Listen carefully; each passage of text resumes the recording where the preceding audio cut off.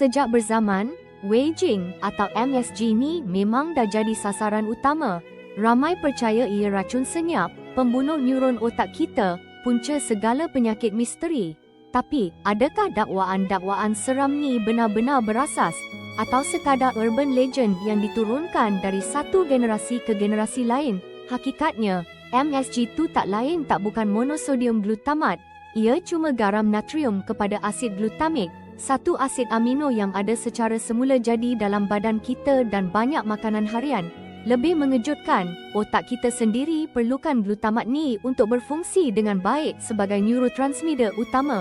Jadi, macam mana pula benda yang otak kita sendiri perlukan boleh jadi musuh nombor satu menurut kajian saintifik yang dijalankan bertahun-tahun pada dos yang normal dan dalam kuantiti yang sederhana?